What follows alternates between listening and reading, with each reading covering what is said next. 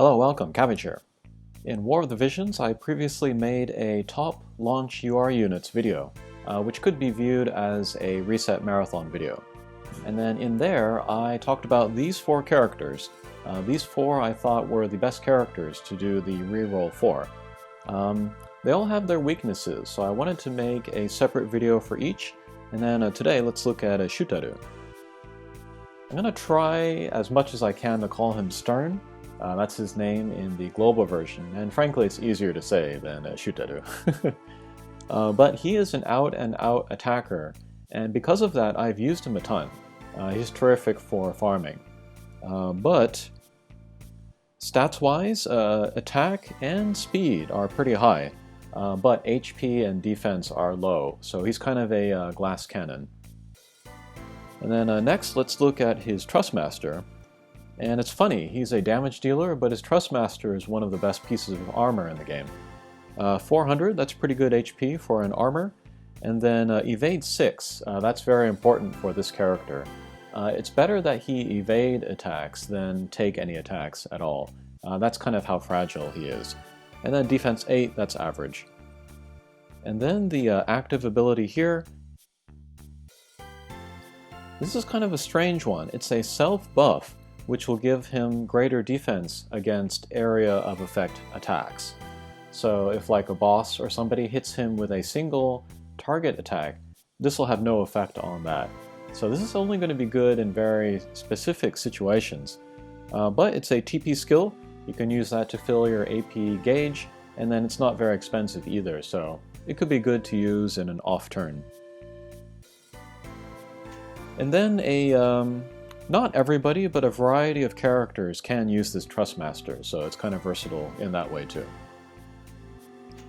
Okay, but next let's look at his abilities. So main job is Soldier. That means he will use like two-handed greatswords. And then Soldier, it specializes in sort of medium to short range attacks, which do a lot of damage. First one here, this is Hazard Form. This is a self-buff, which kind of drains his HP a little bit, but then raises his attack a lot. It's kind of a Dark Knight skill. And then Aspil Force. This will drain TP from enemies. It will do almost no damage, but it will get rid of their TP. I've never used this, but against maybe magic users in the future, this could be useful. A little bit of a range on there too, so that's pretty good. Here's Hazard Break. This is going to be one of the attacks you will use most if you use him as a soldier. But again, it will drain a little bit of his own HP and then do some good damage at range with an area of effect. And then Drain Force. This might be one of his more important skills, but this will drain HP from the enemy. So this is kind of like Orlandu or Gafgarion, their Evil Blade, I think it is. But this can be really good for managing his HP, especially if there's not a healer close to him. And then Grim Reaper, I kind of ignored this for a long time, but it turned out to be really good. It's only short range, only the character next to him, but it does have the Dark Element and then the Slash Attack, and then the AP cost for it is a little bit less than some of these other attacks like Hazard Break, so yeah, you might end up using Grim Reaper. I might want to raise that level a little bit.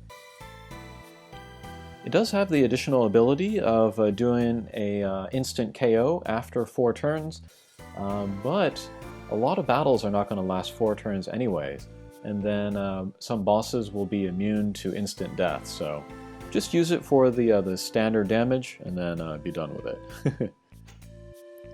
Okay, if you double up on the Soldier job, he gets a couple of skills, but these are some of his best. Here's Hazard Spin. Again, it will drain his HP, and then it'll hit everybody around him one panel away. So if you're in the middle of a bunch of guys, this can be good for kind of spread out damage. Here's Hazard Slash. This is another one range attack, but very low AP cost, so that's pretty good. Damage is medium as well, so this could be useful. And then here is a status effect attack, maybe very low damage, but has a chance to paralyze. Sometimes there are bosses that are weak to like one status effect. If it's paralyzed, you could use this. And again, it has the dark element and then the slash attack, so you could ride on those chains if you liked. I rarely use the soldier sub-job. What I usually use is ninja, and then ninja is great on Shuteru because he has such high attack that he can get good damage out of attacks that maybe would not work as well on other characters. But for farming, this is the job that you want to use, ninja.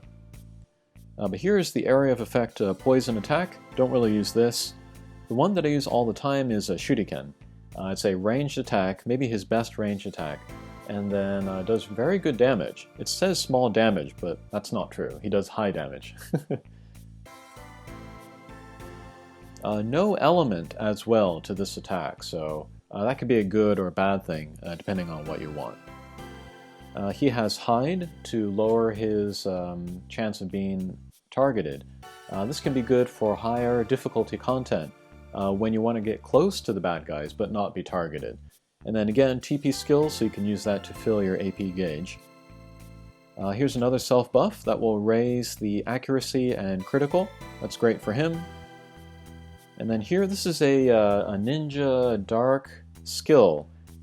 I said this in Mediena's video, but I think this scales off of attack rather than magic, which is good for Shuteru.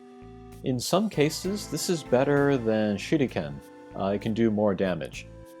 And then finally, another status effect attack. This could inflict stop on enemies that he is close to. I almost never use this one. And then the last sub-job, which I really like, is Dragoon. And if you're not using him for like easy farming content, you're using him for like more PvP or high difficulty content, I would recommend Dragoon. This gives him more ranged attacks, and then also greater damage on single target enemies. So yeah, it could be very worth leveling up these skills here. Here's the standard jump, kind of a short range, but doesn't cost a lot to cast. And although it's been famous among Dragoons ever since like Final Fantasy 3 or 4, when you're up in the air you can't be attacked.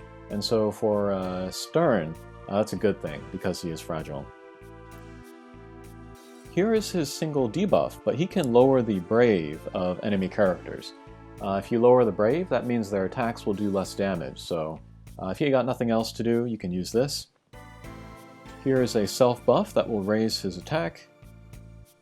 Here is a self buff which will raise his jump and move. I don't know if this is worth using, but if you got nothing else to do, you can do that. And then a Dragon Dive. This might be one of his best abilities that he has. But it's a jump, but it will hit multiple targets. And I've seen this used very successfully in PvP. If you can kind of manipulate the AI so that the enemies are kind of grouped together, you can hit like 2 or even 3 characters at once and then do great damage. Yeah, all jumps do really good damage in this game.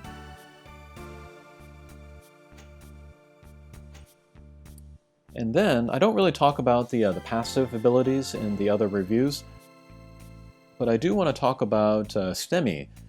This will lower your damage mitigations, but it will raise your attack a lot. And then you definitely want to max this, take it to level 20. It will raise the amount of attack boost that you get, but it will also make the loss of damage mitigation less. So this is definitely one of the things you want to max first. So Sterne, he's good at high difficulty content where you're going to be playing manual rather than auto battle, and he's also good for farming easy quests. I'm a little bit iffy on him in PvP because a lot of that is auto battle, and so if it's bad AI, then Sterne is going to go down very quickly. The worst case scenario is if he like self-buffs himself and then runs right at the enemy, and then he's a real easy target, and then he'll go down in maybe 1 or 2 hits just because his defense is low. But if the AI is smart or you're doing a manual play, then you can kind of keep your distance and then rush in and then do like a shuriken or a hazard break or a jump. And that's the ideal way to use Sterne. You also might want to see how high you can get his evade. You can use that with vision cards, or other trust masters and things, so that's something that I would consider for him. But I really like this guy, and then he was maybe the best attacker when the game was first released, and then recently there's been a focus more on dark element characters, and then he was great again there, so yeah, he's great. Okay, that'll do it for my review of Sterne. Thanks for watching, and we'll see you again. Take care.